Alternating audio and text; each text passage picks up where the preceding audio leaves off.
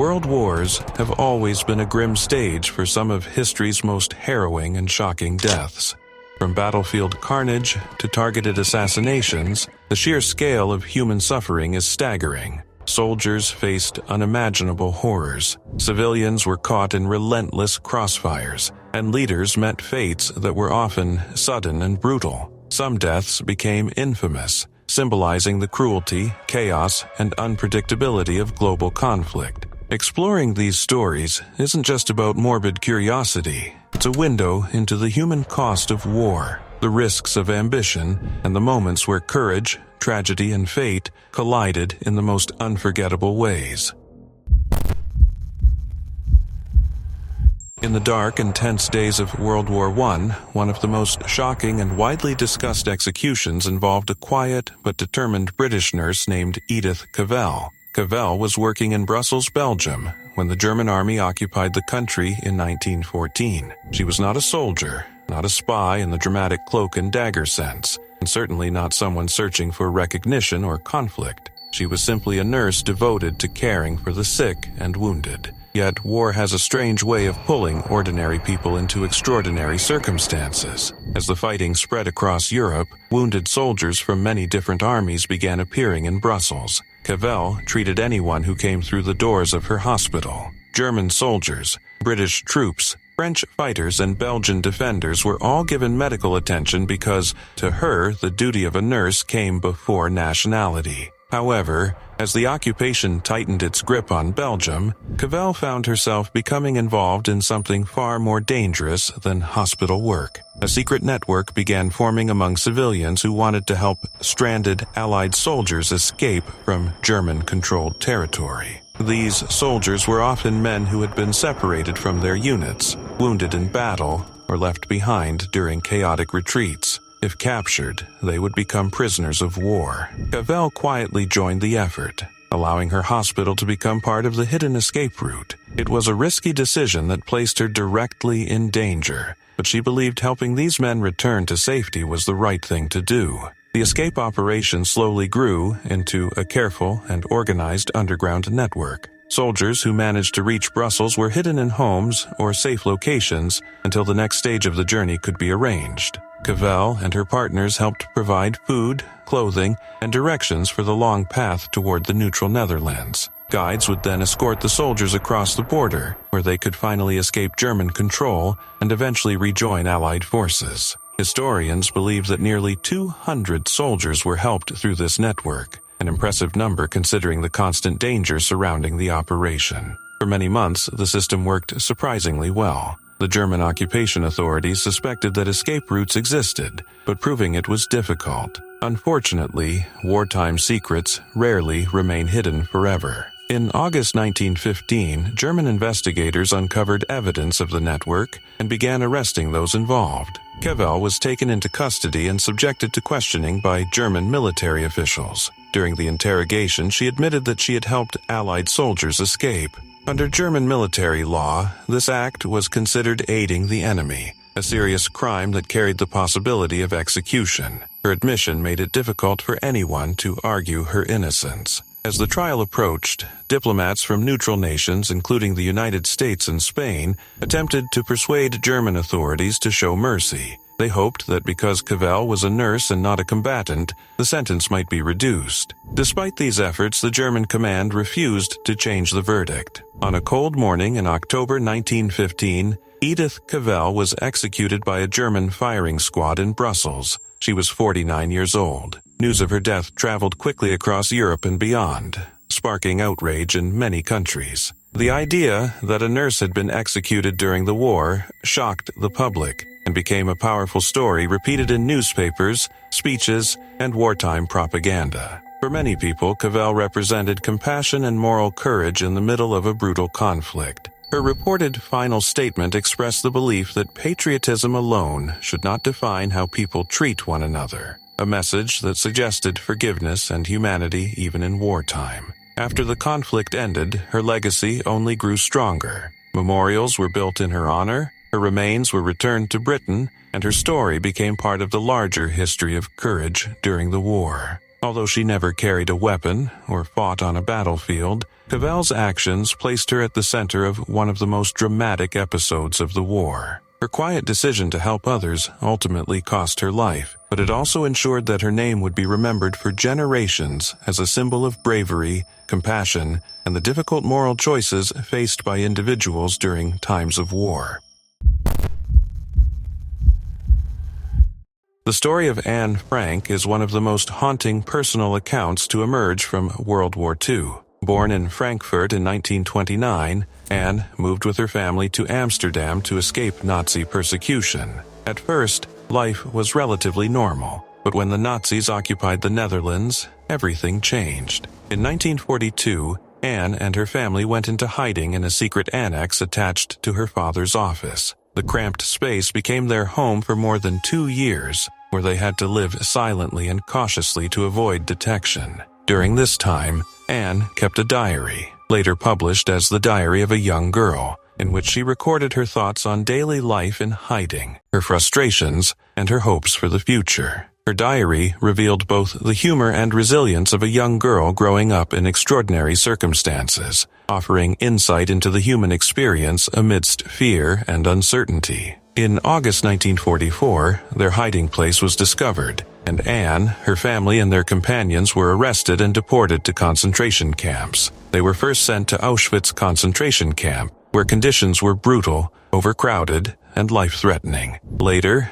Anne and her sister Margot were transferred to Bergen-Belsen concentration camp in northern Germany. Unlike extermination camps, Bergen-Belsen was not equipped with gas chambers, but the situation was catastrophic. Starvation, poor sanitation, and rampant disease claimed thousands of lives. By early 1945, both Anne and Margot contracted typhus. Malnourished and weakened by the harsh conditions, they succumbed to illness only weeks before the camp's liberation by British forces. Anne was just 15 years old, a young life extinguished before it could fully begin. The tragic loss of Anne Frank is intensified by the survival of her words, which outlived the dark circumstances that claimed her life. After the war, her father, Otto Frank, returned to Amsterdam as the sole surviving member of the family, and discovered Anne's diary preserved by the helpers who had aided them. Her diary provided an intimate view of life in hiding, and became a timeless testimony to the human spirit amidst immense suffering.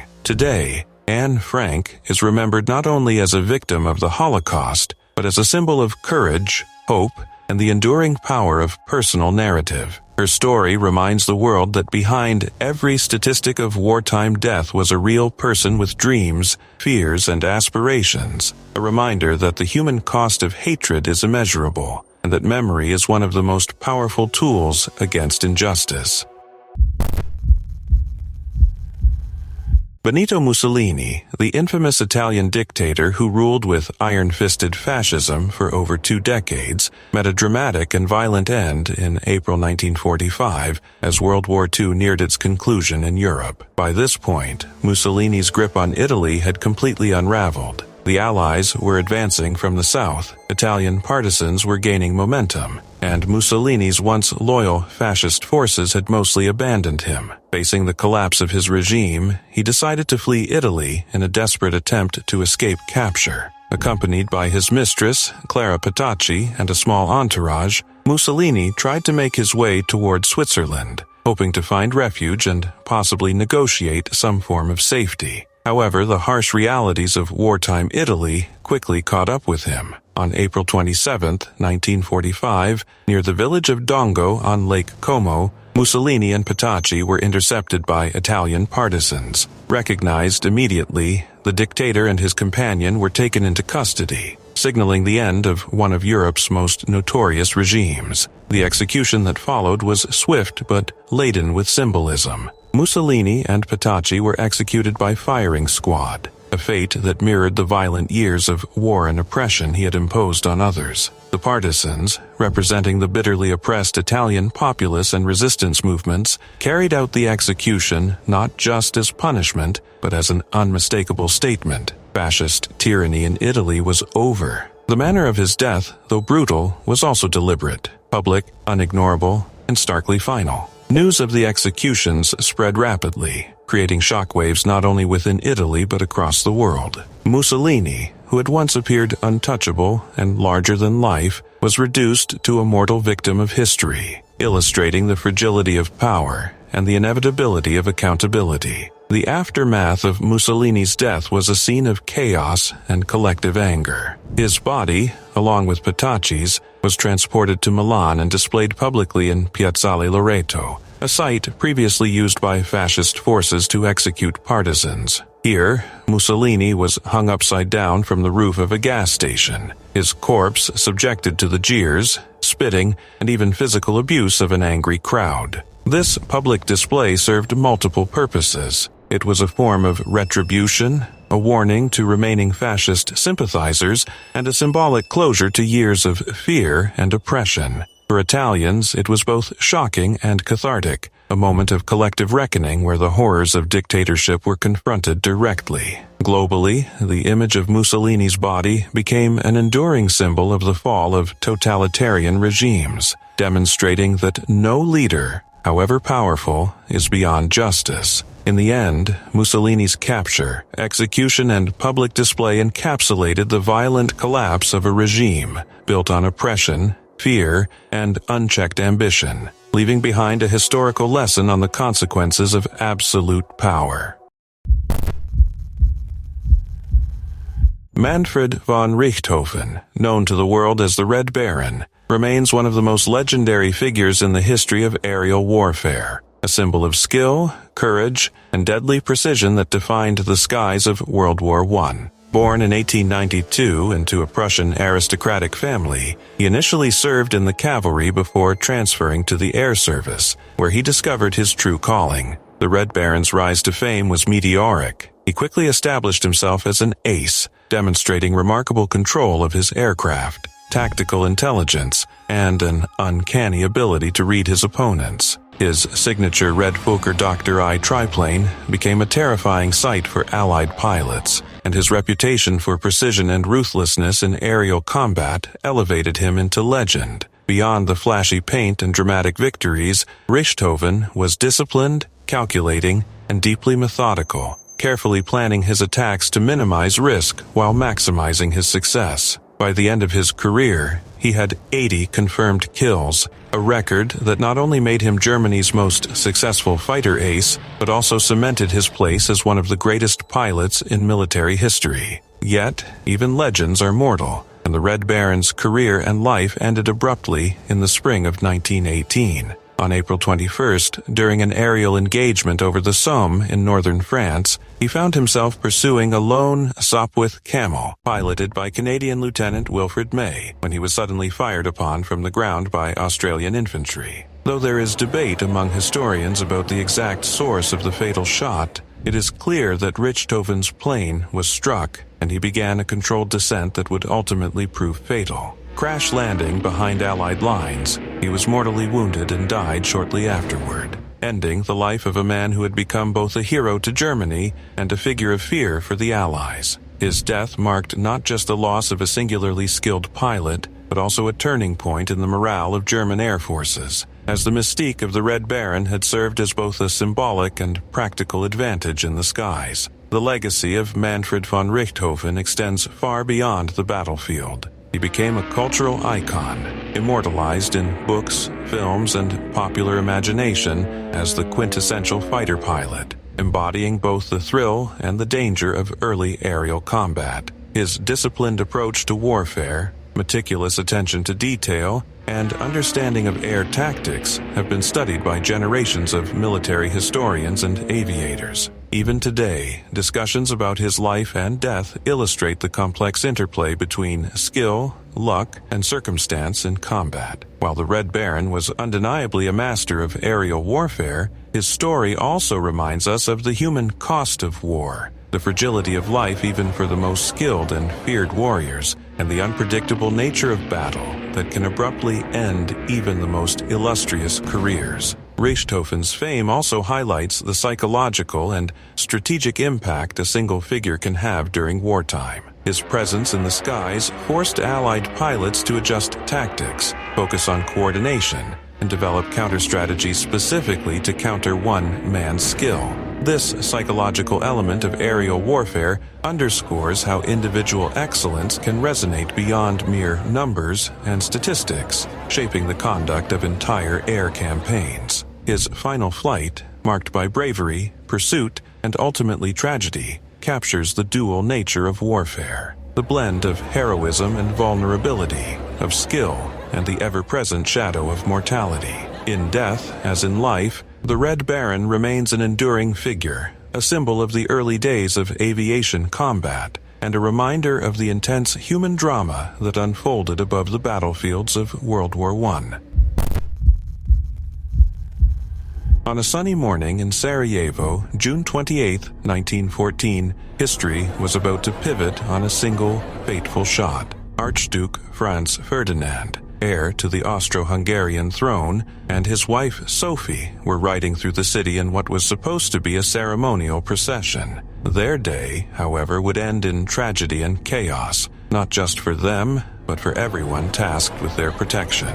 The streets were crowded, tension hung in the air, and the Archduke's bodyguards and soldiers were on high alert, aware of growing nationalist unrest in the region. Despite all precautions, a group of conspirators from the secret nationalist organization known as the Black Hand had positioned themselves along the route, intent on assassinating the heir. A first attempt involving a thrown bomb failed, rolling under the car but exploding harmlessly nearby, injuring a few bystanders and some soldiers, but sparing the Archduke momentarily. The failure only heightened panic among the security personnel, as soldiers scrambled to shield the royal couple while trying to anticipate the next attack. The scene was tense, chaotic, and terrifying, a mix of ceremonial pomp and sudden mortal danger, as the bodyguards faced a terrifying reality. Their mission to protect the future of an empire had collided with the lethal intent of determined assassins. When Gavrilo Princip finally found his moment, shooting the Archduke and Sophie at close range, the immediate aftermath was brutal for everyone present. The bodyguards reacted instinctively, some rushing to shield the couple, others attempting to subdue Princip, but the suddenness and precision of the attack left many exposed. Soldiers stationed along the route, trained for military discipline, but not for urban assassination scenarios, were caught off guard, some injured in the chaos, and the conspirators themselves faced swift apprehension. Princip was immediately detained, but his fellow conspirators were rounded up in the following hours and days. Several were executed or imprisoned, facing harsh sentences under Austro-Hungarian law, and even soldiers or officers deemed negligent in their protection of the Archduke were reprimanded or punished. The assassination was not only a personal tragedy, but a failure of security that would reverberate across the empire and the continent. The assassination of Franz Ferdinand did more than remove a royal couple from history. It ignited a chain reaction that led to the First World War. The deaths of the Archduke and his wife, the injury or deaths of nearby soldiers and bodyguards, and the execution or imprisonment of the conspirators became emblematic of a Europe on the brink. Empires mobilized, alliances activated, and the world was drawn into a conflict that would claim millions of lives over the next 4 years. Reflecting on the event today, it is clear that the personal heroism, panic, and ultimate failure of the Archduke's bodyguards and soldiers were entwined with larger historical forces. Their story is a reminder of how ordinary people, soldiers, protectors, and even would-be conspirators can find themselves at the center of events that change the world, caught between duty, fear, and historical inevitability. The Sarajevo assassination shows that even in moments of ceremonial calm, history can erupt violently, and the ripple effects of a few seconds of chaos can reshape nations and empires forever.